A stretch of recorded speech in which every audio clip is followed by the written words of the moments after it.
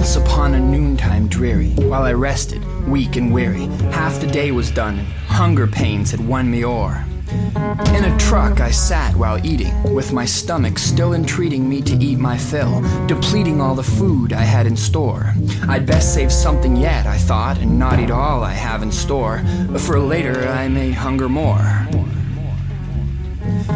Distinctly I remember, it was 6 months since last December, and now summer's radiant ember left few shadows to explore. Vainly I had sought to borrow from hard work surcease of sorrow, knowing well that no tomorrow resurrects the day before, nor can any year to come return to me the year before, a memory now, forevermore.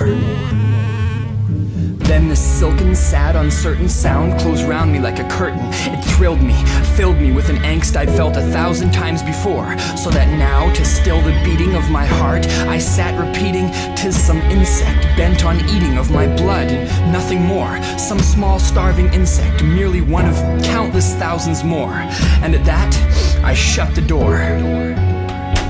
Presently, my soul grew stronger, fearing the insect then no longer. "Mosquito," said I, "or black fly, truly your forgiveness I implore. But the fact is, and I was eating, and was startled by your greeting, and no doubt sent you retreating from the slamming of my door. Enter now, though, you are welcome." Here I opened wide the door. Silence there, and nothing more. Far into that silence listening, fearing, perspiration glistening, doubting, awakening to anxieties I had never felt before. But the silence was unbroken, and the stillness gave no token, and my thoughts, though still unspoken, hastened to the year before. It was a year of pure enjoyment, all too fleeting to endure, unrivaled yet, and evermore. Thus I then returned to eating. As my unease was fast and fleeting, I turned my intent unto an apple, and soon ate it to the core. Then to dispose that core I threw it, caring little what or who it struck upon its course, though to it glancing, up and out the door. And there hovered a mosquito, just outside the crew cab door. Hovered there, and nothing more. Startled then and struck by panic, I reached out and with a manic motion closed my hand around the handle and drew shut the open door. But my effort was not heeded, for the insect, unimpeded, flew into the truck and speeded to the handle of the door. And there it perched upon the handle of my foreman's crew cab door. Perched and sat, and nothing more. This mosquito then was steering my sad fancy into sneering, by its nature and intent, and by the countenance it wore. So I said, "Though you've gained entry, surely I'm no royal sentry, admitting only insect gentry through this stately crew cab door. Tell me what thy lordly name is, that thou dares disturb my door." Quoth the mosquito, "Nevermore." Much I marveled this ungainly bug to hear discourse so plainly, though its answer little meaning, little relevancy bore.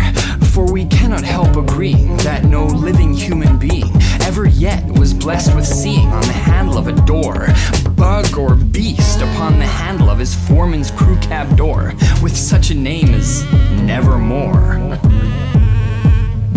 But the mosquito, sitting lonely on that handle, uttered only that one word, as if its soul in that one word did it outpour. Nothing further than it uttered, not a wing it flicked or fluttered, till I scarcely more than muttered, "Other times have flown before. In a moment it will leave me, as my hopes have flown before." Then the bug said, "Nevermore." Startled at the stillness broken by reply so aptly spoken, "Doubtless," said I, "what it utters is its only stock and store, found through some freakish mutation, or perhaps hallucination, or my mad imagination conjured up that nevermore. My reason dared me to discover how I heard that nevermore. My sanity this burden bore." But no answer still was given, and as I was fixed and driven, I puzzled further at the nature of this insect on my door. Further then from reason sinking, I betook myself to linking fancy into fancy, thinking what this insect on my door, what this grim, ungainly, ghastly, gaunt, and ominous insect on my door meant in saying, "Nevermore." This I sat, engaged in guessing, but no syllable expressing to that bug whose beady eyes now burned into my bosom's core. This and more I sat divining, with my head at ease reclining on the headrest's plastic lining, and as they had moments before, my fancied thoughts soon wandered back to that elated year before, which would return, nevermore. Then methought the air grew denser, as my excited nerves grew tenser, as in my mind I cultured malice for that insect on my door. Wretch, I spat, what God has made thee, what silver coin the devil paid thee. Get thee from my sight and fade thee like my memories of before. Take with thee this crippled quandary and forget the year before.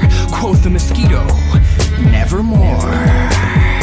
Prophet, said I, thing of evil, prophet still, if bug or devil, whether tempter sent or whether coughed up from this clear-cut's core, desolate, yet all undaunted, in this forest land enchanted, in this truck by horror haunted. Tell me truly, I implore, will that year ever return? Tell me, I implore. Quoth the mosquito, nevermore. Prophet, said I, thing of evil, prophet still, if bug or devil, by this nature all around us, the only God we both adore. Tell this soul replete with sorrow, if upon another morrow I will be able to at least borrow bliss from memories of before, memories of that rare and radiant, lovely, lost, and thus lamented year before. Quoth the mosquito, nevermore.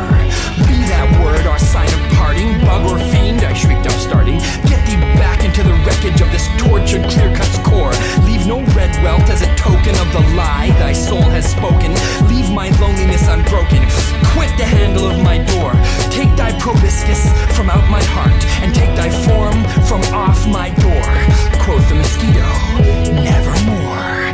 And the mosquito, never flitting, still is sitting on the lustrous chrome handle of my foreman's crew cab door, and its eyes have all the seeming of a demon's that is dreaming, and the sunlight o'er it streaming throws its shadow on the floor, and my soul from out that shadow that lies floating on the floor shall be lifted nevermore.